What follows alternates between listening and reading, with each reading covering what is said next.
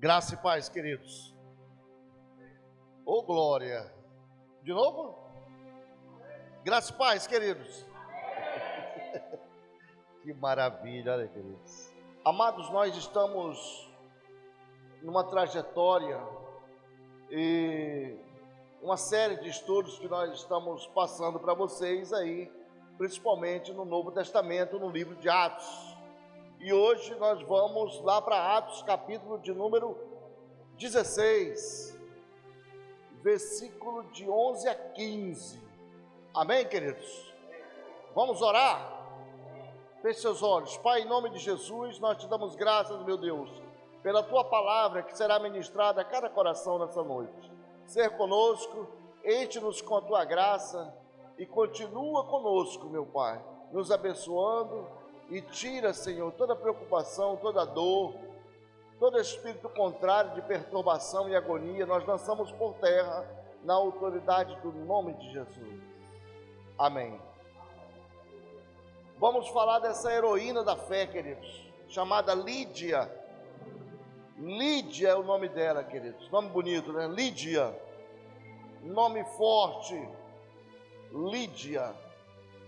Essa moça, essa senhora, essa jovem senhora, a Bíblia diz que ela era uma vendedora de tecidos. Você não vai mais encontrar hoje uma vendedora de tecidos. Acabou. Mas há 20 anos atrás, você ainda encontrava algumas pessoas que vendiam tecido. E há 50 anos atrás, essa profissão era muito comum no Brasil. Chamavam de caixeiro viajante. Aquele camarada que tinha lá os tecidos e ele ia de cidade em cidade vendendo aqueles tecidos. No início do século passado, essa profissão era muito comum. Grandes personagens se transformaram em grandes empresas, como Casas Pernambucanas, lojas, Casas Cearense, por aí vai. Então eles tinham o comércio de tecidos.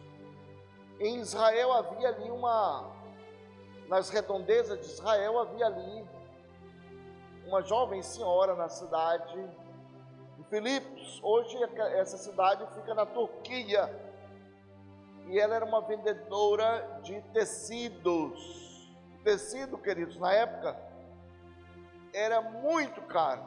Não é como hoje, hoje o tecido ele é muito barato, a roupa pronta em si ela é muito barata. Na época o tecido era muito caro, então ali havia uma vendedora de tecidos chamada Lídia. Ela vendia um dos melhores tecidos, púrpura, não exatamente a tinta, a tintura, mas já o tecido pronto chamado púrpura. Esse era o tecido que Lídia vendia e era um tecido muito caro, era um dos tecidos mais caros que havia na época. A Bíblia diz que Paulo, o apóstolo Paulo, evangelizando o povo daquelas cidades ali circunvizinhas, ele parou naquela cidade, parou na cidade de Filipos. Paulo teve um sonho, ele viu um homem e disse: olha, você vai passar a Macedônia. Paulo vem à Europa, queridos, vem pregar na Europa. E ali ele encontra essa jovem senhora chamada Lídia, numa região de rio. Ela estava ali na beira do rio, conversando com algumas outras senhoras. A Bíblia diz que um grupo de mulheres ali estavam reunidas e conversavam.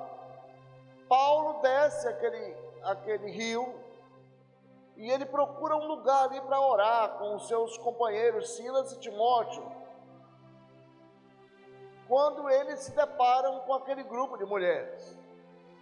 Então Paulo não perdeu a oportunidade. Não perdendo a oportunidade, ele vai ali e começa a falar do amor de Deus para aquelas mulheres. E a Bíblia diz que uma entre elas, chamada Lídia, tinha um coração quebrantado, queridos. Lídia era uma mulher temente a Deus. É possível que Lídia não conhecesse o Deus de Paulo, mas a mulher era temente a Deus. Então a Bíblia diz que o Espírito Santo ali fez uma obra na vida de Lídia, através da pregação de Paulo. E Paulo pregou ali para aquele grupo de mulheres, onde Lídia, ela vem a se converter, e ali se batiza. Lídia se converte e se batiza logo, faz um pacote completo. Depois disso, Paulo segue viagem. Paulo tem problemas com a polícia, com um grupo de milicianos. Paulo é preso, Paulo sofre, e a história continua. Mas depois que Paulo é liberto da cadeia, Paulo passa alguns dias ali na cadeia preso. Depois que Paulo é libertado, ele volta até aquelas mulheres ali, até Lídia, e Lídia oferece a sua casa para que Paulo ali começasse um grupo, uma célula, um grupo de evangelismo naquela casa. E Lídia, ela vem abrigar aqueles apóstolos ali por alguns dias. Isso é o que diz a palavra do Senhor.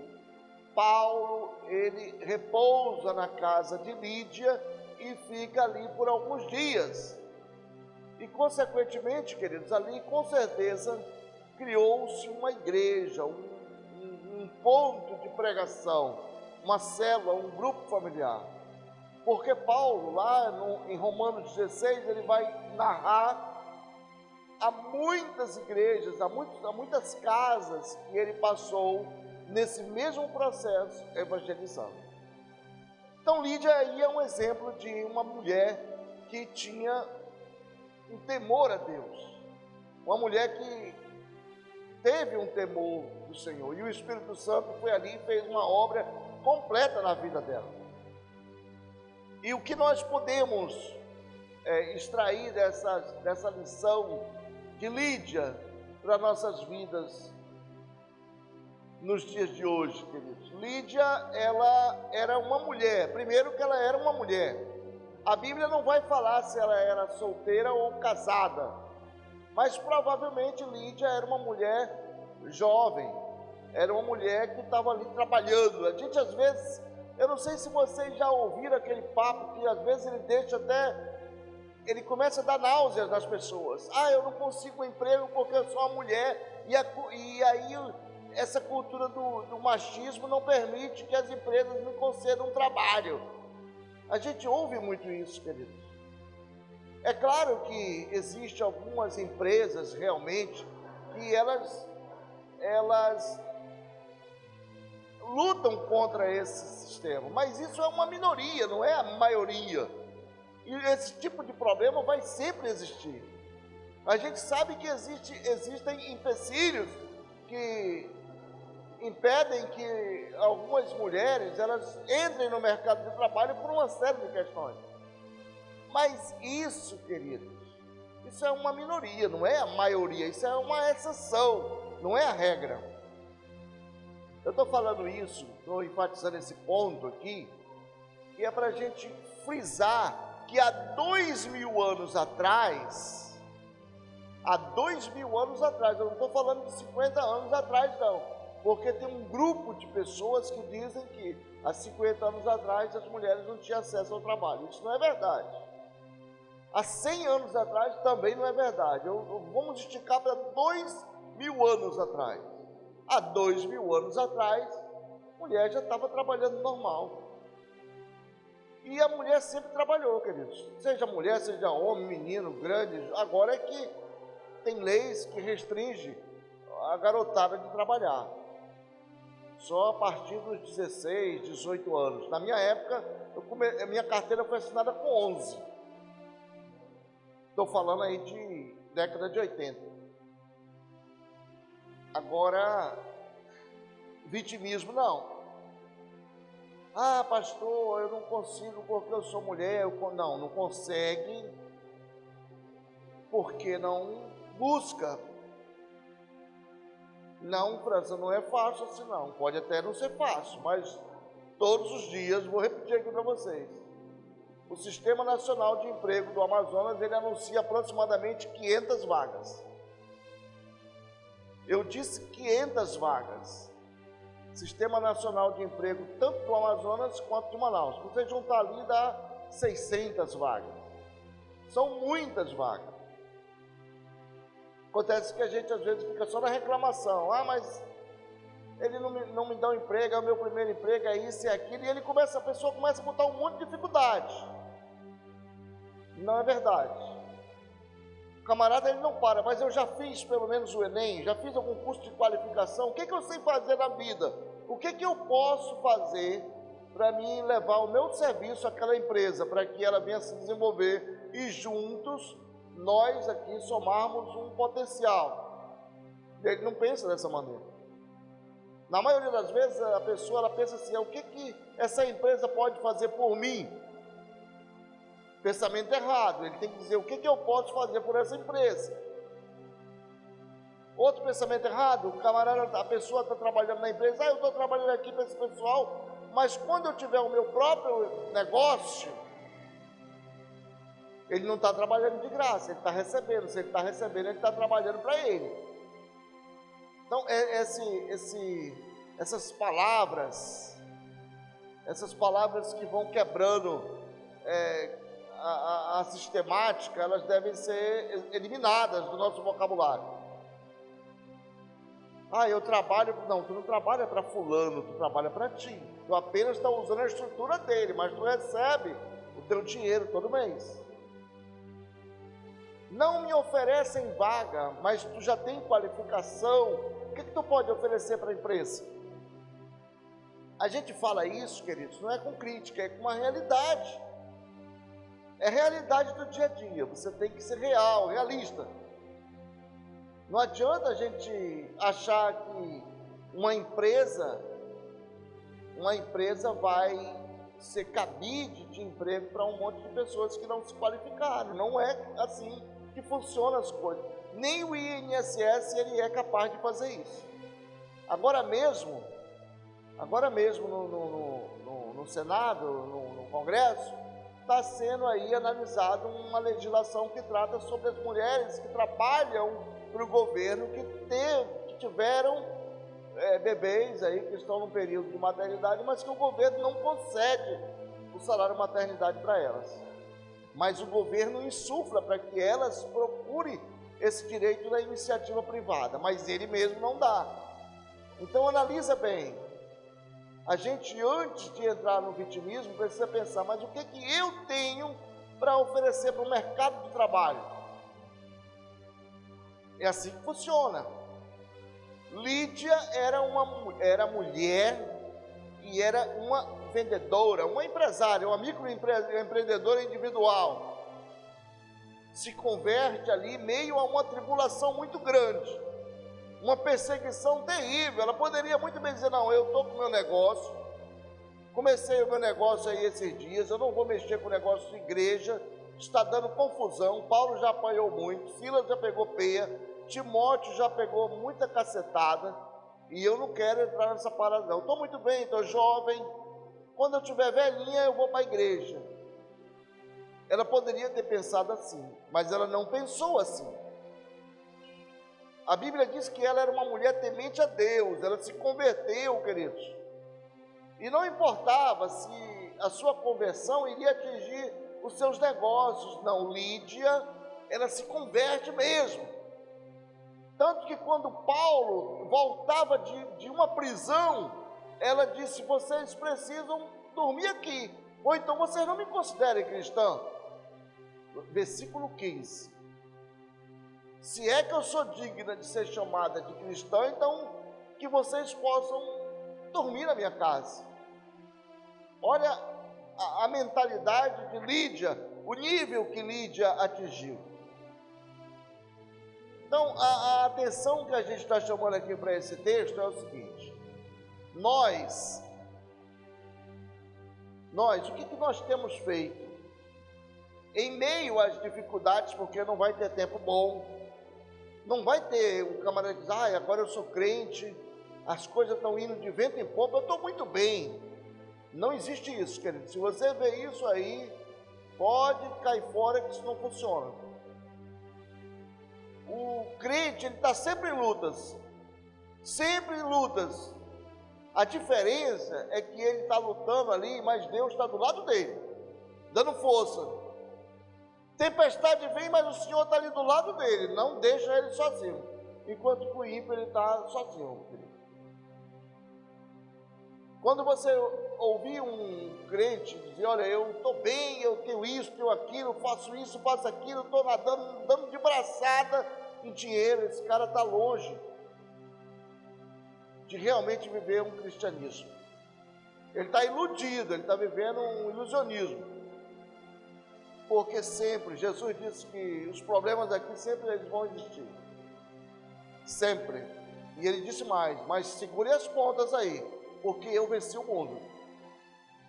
Tribulações, vai ter sempre tribulações. Mas nós devemos segurar as pontas e aguentar firme, porque Jesus venceu as tribulações do mundo, querido. E ele disse, eu vou para o Pai preparar morada para vocês, não vou deixar nenhum de vocês desamparado. Mas é preciso que a gente tenha em nós esse fogo do Espírito Santo. É isso que eu digo, esse é o verdadeiro fogo do Espírito Santo. Quando você tem convicção de fato, você crê realmente no impossível, é isso que faz a diferença. Nadar de braçada no bem bom não funciona. Não, isso é uma utopia, queridos. Não existe isso. Vivemos num mundo cheio de problemas e todos os dias a gente levanta para resolver problemas e procurar resolver algum problema naquele dia. E ao final do dia você tem que dar graças a Deus por ter resolvido esses problemas. E esses problemas, eles sempre irão existir. Lídia, ela era muito consciente dessa situação. Hoje o indivíduo hoje ele se desvia, ele leva a coisa meio que na avacalhação, ele leva as coisas meio que sem compromisso. Na época era mais difícil, queridos. Porque você, uma vez que você fazia parte de um grupo de cristãos, as pessoas já lhe conheciam. E quando a tribulação ela vinha, as pessoas, as outras pessoas da própria comunidade eram os primeiros a apontar, olha, fulano ali é cristão, fulano ali é crente. Lídia sabia dos riscos que ela corria, mas ela não se importou com isso, ela não tinha problema para ela. Ela continuou exercendo o seu trabalho normalmente e continuou servindo ao Senhor. Essa heroína nossa de Atos, capítulo 16, ela vem pregar hoje para nós como é que é viver uma vida cristã, como é que é dar um bom testemunho no meio de um monte de pessoas, porque você dizer que é crente é fácil, difícil é você mostrar que realmente você é crente. Difícil é você poder caminhar pelas ruas sem que alguém possa apontar para você e dizer, olha, isso aí é um camarada que não honra aquilo que ele anuncia, não honra o Cristo que ele prega. Isso é difícil, queridos. Mas quando você realmente abre o seu coração, se quebranta diante do Senhor, Deus ele vai te dar forças, querido. Forças que você vai mudar sentido, paradigmas. Porque viver uma vida cristã, eu digo para vocês que não é apenas o impossível, é um milagre. É um milagre você viver uma vida cristã. Por isso você tem que todos os dias estar ali quebrantado, como diz o Senhor, como disse o Senhor aos seus apóstolos, olha, orem para que vocês não venham a entrar em tentação. Então, servir ao Senhor é um milagre, queridos. É um milagre de Deus. Se não fosse esse milagre, nós não conseguiríamos servir pelas nossas próprias forças. Se não fosse um milagre do Espírito Santo, uma transformação em nossas vidas, nós não conseguiríamos viver essa vida cristã. Por isso Jesus disse para Nicodemos, é necessário que você nasça de novo, porque se você não nascer de novo, você não pode ver o reino dos céus, Nicodemos. Isso é vida cristã, queridos. Isso é vida com Cristo, vida, intimidade com Deus, conhecer o Deus que você serve. É difícil, França, é demais, é impossível. Mas Cristo, Ele vai fazer essa transformação, esse milagre na sua vida, na nossa vida, e juntos a gente vai conseguir caminhar na presença do Senhor. Para Deus, queridos, é assim que funciona. Não tem vida fácil. Se alguém diz para ti, mas é difícil, ter uma vida fácil, tem um outdoor que diz, pare de sofrer. Não existe isso, queridos. Enquanto nós vivermos aqui nessa terra, haverá sofrimento, lutas, dores, todos os dias. O que a gente tem que fazer é orar e pedir a misericórdia do Senhor todos os dias da nossa vida, para que o Senhor Ele possa estar sempre ali do nosso lado. Senhor, aqui colado, Deus, eu sei que os problemas estão aí, mas com o Senhor aqui eles serão nossos melhores amigos. Não adianta querer levar os problemas no nosso braço, que não vão dar certo, não vai dar certo. Nossos problemas, quem tem que levar é o Senhor, queridos. Como disse Davi, derrubarei esse gigante não pela minha força, mas pela força do Senhor. Porque é no Senhor, queridos, que as muralhas caem, os exércitos eles vão ao chão, os problemas eles descem, doença desaparece.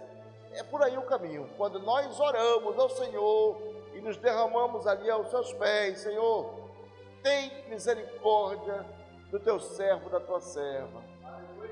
Tem misericórdia da casa do teu servo e da casa da tua serva. Aí as coisas começam a mudar, querido. Mas enquanto nós quisermos levar no braço da nossa força, não vai. Não vai. E muitas vezes sofremos, lutamos, esperneamos, gritamos, pulamos. Muitos dão ordem para Deus, mas o Senhor olha e espera. Quando Ele terminar de se debater ali, e se Ele quiser, eu vou ajudar Ele. Sabe aquela criança que fica ali chorando, pula e berra, faz sapateia, grita, e você espera ela parar. Quando ela parar, o que ela quer? Quer isso, vamos dar lá para ela. Às vezes nós esquecemos que nós temos um Deus, queridos. E quando vem as aflições, os problemas, a gente corre para todos os lados. E Deus, Ele é o último que a gente vai lembrar dele. Mas começa a virar essa chave, muda essa regra. E quando o problema vier e bater na tua porta, tu já sabe que tu tens um Deus maior do que aquele problema. E que tu vai transformar ele numa grande bênção na tua vida. Isso é vida com o Senhor, intimidade com o Senhor. Eu conheci uma missionária, não está mais conosco, está morando com o Senhor. Um dia ela estava orando na igreja, e o irmão da igreja chegou lá no ouvido dela e disse: olha, a sua criança lá sofreu um acidente. Ela nem saiu do lugar, ficou lá mesmo. A outra chegou e disse: já levaram para o hospital. E ela continuou lá. E eu estava aguardando ela, nesse dia, terminar que ela orasse, justamente para levar ela numa outra reunião. Então terminou a oração dela, ela se levantou, não demonstrou nenhum ar de surpresa, né? E eu perguntei para ela, disse: a gente ainda vai na próxima reunião? Ela disse: a gente vai reagendar essa próxima reunião e eu vou para casa. E eu disse para ela, mas me parece que o garoto está no hospital. Ela disse, mas eu vou para casa. E eu fui deixar ela na casa dela, e quando nós chegamos na casa dela, o garoto já estava lá. Não tinha acontecido nada de tão grave com o garoto, não. Acho que fraturou o braço, coisa desse tipo, mas já estava em casa. Mas eu percebi naquela mulher, naquela missionária, uma expressão de serenidade, tranquilidade, sabe como é que é? Descansada no Senhor. Não tinha aquele apavoro, aquele pavor no seu rosto, nada disso. Ela estava muito tranquila, serena. E ela falava muito pouco. Não era de se comunicar, de estar falando muito. Ela falava muito pouco. Você sentava com ela para tomar café na casa dela durante o dia, e você ficava olhando para ela, para você, e não saía palavra nenhuma. Mas você saía dali daquele café bem diferente. Ela transmitia uma paz muito grande. Então, são com essas pessoas, queridos, que a gente precisa aprender. A gente tem que aprender com essas pessoas.